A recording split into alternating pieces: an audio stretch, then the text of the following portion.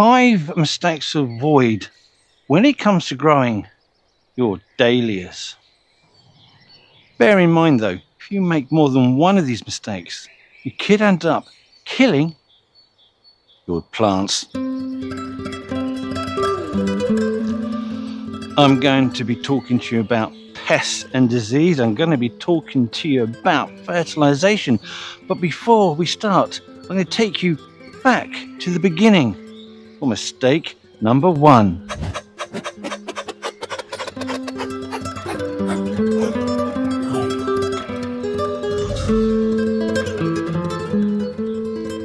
think I've got a stupid bit of string there. Anyway, if your plants are performing poorly, it's probably because you haven't done your correct prior preparation. Thank you.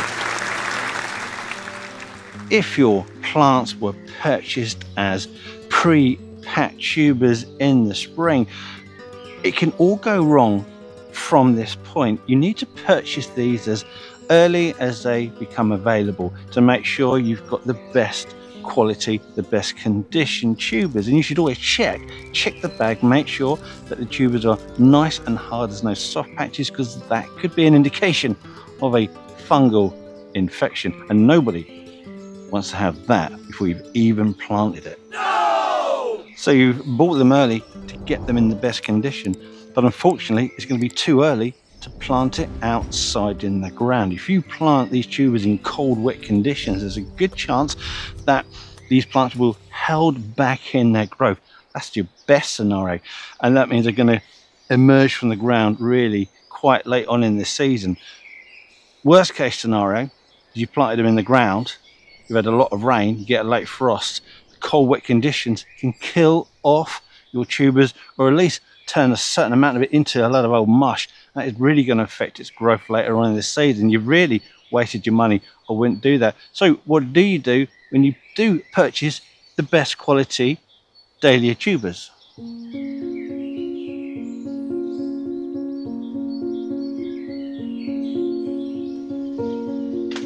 Well, you would plant them up into a pot using a good quality potting mix, and then you place it somewhere that is frost free. So you're looking at maybe a unheated greenhouse, could be looking at a cold frame. You certainly don't want it exposed to the cold air conditions, because these are in pots. They're going to be exposed to the air temperatures rather than the soil temperatures, which are usually a little bit warmer. So they're in a pot, they're protected in your greenhouse, they're not in the ground, they're protected from ground penetrating frost. If you already have dahlia tubers that you're keeping outside, then make sure that they have a protective mulch. You want a couple of inches of a dry mulch. That could be bark chips, it could be a open pore layer of grit, it could be pine needles, something that will act as insulation, that's got plenty of air pockets inside it, so that when you do get cold nights, you don't have that cold temperatures seeping into the ground, damaging your tubers. If you do plant them outside, you'll get stunted growth, delayed growth. They'll take away poorly, and they'll lead us to the next mistake that you want to avoid.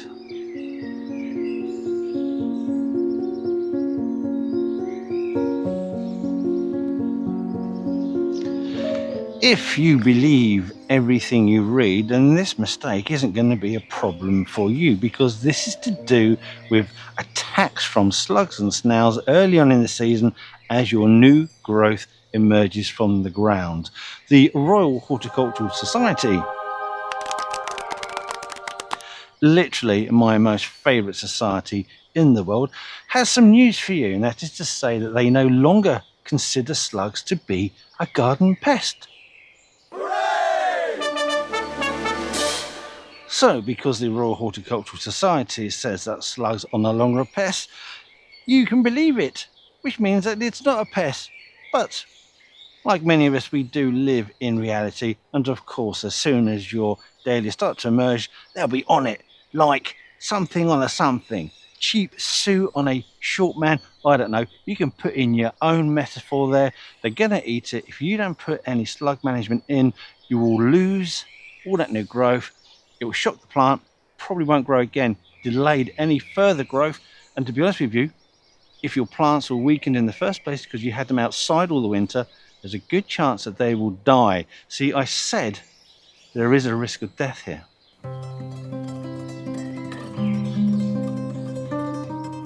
So, what can you do to mitigate the risk of slug damage on your plants? Well, there are a number of slug managements that you could put in place. The first one is to apply a nematode called Slug mixed with water, pour it around the area. Well, that should take out any slugs in the ground that are around your plants. It is expensive, it is a bit of a faff, you've got to mix it, remix it, keep it cool.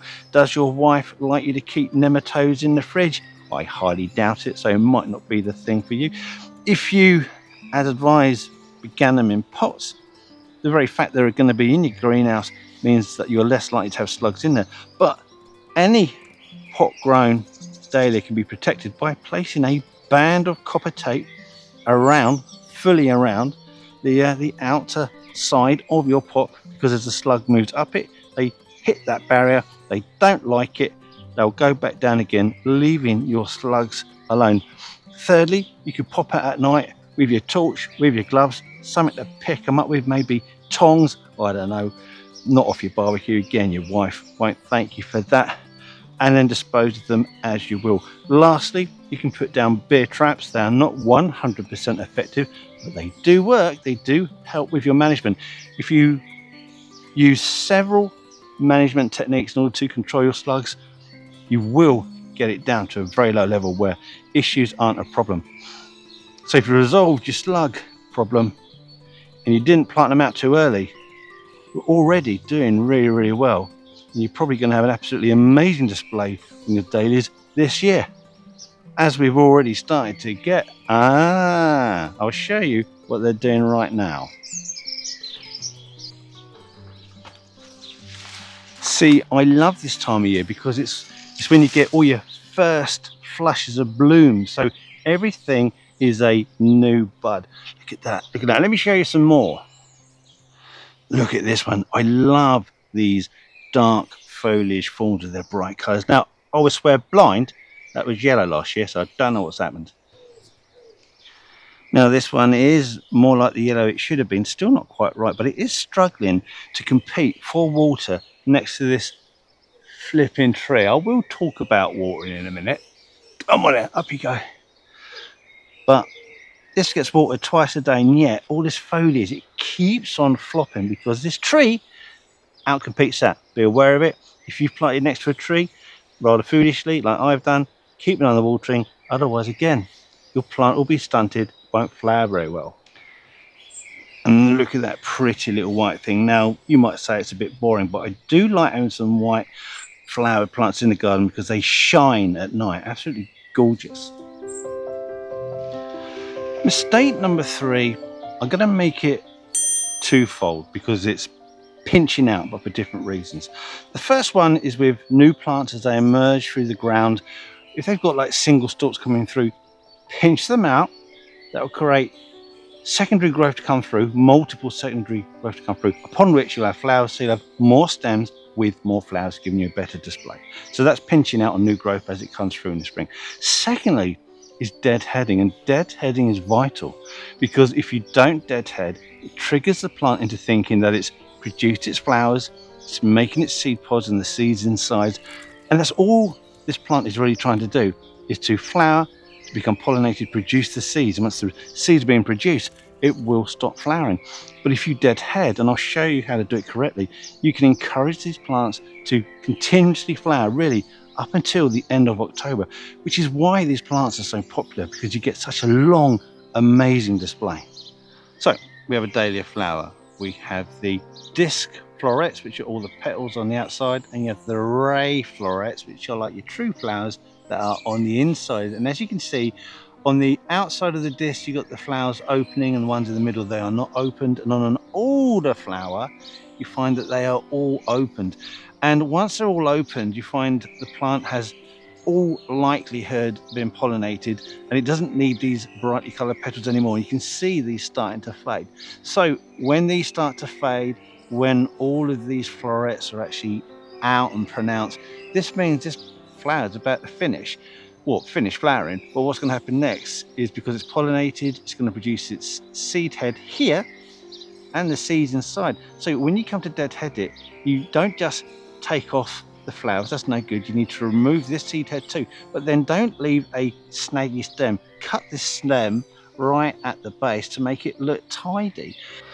So for better blooms, more blooms, a longer lasting display of blooms, pinch out the new growth to a lower set of leaves, get rid of that, and deadhead in a timely fashion. That's all you need to do, and you've nailed that part of growing dahlias.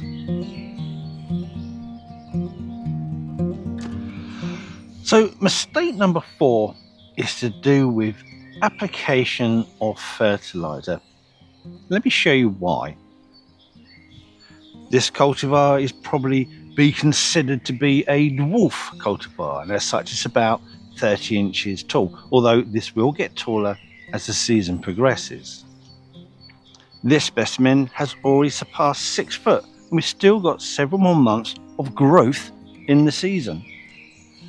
So when you combine this large amount of foliar growth together with you constantly deadheading to produce more flowers, your dahlias will require a decent amount of nutrition on a regular basis. Otherwise, flowering can dwindle, your plants will look weak, can make it more susceptible to pest and disease. So once a fortnight, apply a liquid soluble fertilizer to the root mass.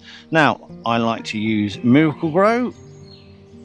That is my particular personal favorite. I don't get sponsored by Miracle Grow. There's no financial exchange. It's just one I like. There are others probably equally as good, but I'm just a creature of habit. Now, you would apply this according to the instructions once a fortnight over the growing period. But if you've neglected your feeding, then you could boost that up to a liquid soluble feed once a week. Do that for a few weeks, and I'm sure you will be back on track. You can drop down to once a fortnight. Once the summer's over, you could probably go down to once a month, and you would come to a stop in September, because all you're doing is encouraging a lot of soft growth, which will encourage pests, biting insects, which are vectors for various diseases like your viruses, like fungal infections, and also like your bacterial infections. On the whole, dahlias are quite robust, although they can be prone to a bit of mildew, certainly prone to slugs. We spoke about that earlier, don't forget that one, and also aphids on the new growth. So to conclude, fertilize in a timely fashion, start as soon as you start to have growth coming through in the spring, keep on doing this all during the flowering period, and then stop in September. You don't need to do it again until the following spring, although you may wish to put down a nutritious mulch over the winter period in order to feed the tubers and protect them from ground penetrating frost, so that they're in the very best condition come the spring. So we're filming this video in July, so the plants are growing quite nicely, and there is time for them to get bigger, bulkier, create side shoots that will also get taller as the season progresses. Now this puts them at risk from damage from summer storms. Strong winds, as these plants get bigger, can easily topple or snap important flower bearing branches. So what do you do to mitigate this problem? Sorry, I keep going back to the same plants, but you can plant it next to a sturdy structure like this fence and tie it in as it gets bigger. I mean, look, these are very long, willowy. They will easily snap in a strong wind. Luckily, we haven't had any so far since the plant has got this tall. And don't forget, this plant is likely to get a wee bit taller, so it is at risk, but tying here solves your problem. Now, next to this particular specimen, you may have noticed a rather sturdy stake. And the reason for this is because of this plant here. Now, it's only, like I say, 30 inches, maybe 3 foot tall now. But give it another month or so, that's going to be another foot, 8 inches tall, and the whole thing will be considerably bigger and will be falling forwards. because it just does it every year. And that is why this sturdy stake is here to support this plant, preventing these long stems from breaking, taking away the flowering blooms that are going to occur at the end of the summer.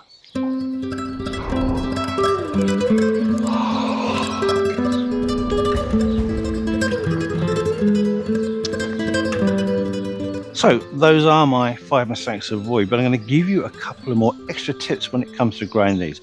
So when you're planting them, plant them in full sun. Try and give them as much sunshine as you possibly can. Provide an absolute minimum of 6 hours of direct sunshine, our kid, every single day. Try to position them in some soil that is reliably moist throughout the season. Don't allow the plants to dry out. They will quickly wilt, but luckily for you, they will rebound quite quickly if you water them in a timely fashion.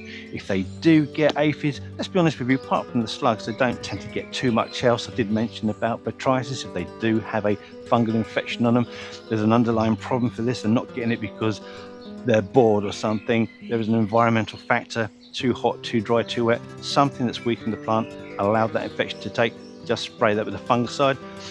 If you've got aphids, once again, you can either just remove those parts of the plant that have the aphids, apply an organic insecticide, or just apply an insecticide that actually works. So that's all I've got to say about your dahlias. I may have missed 1 or 2 excellent tips, and if you spotted those, put those into the comments. We generally love to hear from you, and a lot of people read the comments nowadays and chat about them. So it's important, if you've got some great information I've missed, it can still get to the people who watch the videos. Thanks for watching. If you want to see another one, consider watching this one here. I quite enjoyed making that one. Hopefully you'll enjoy it too.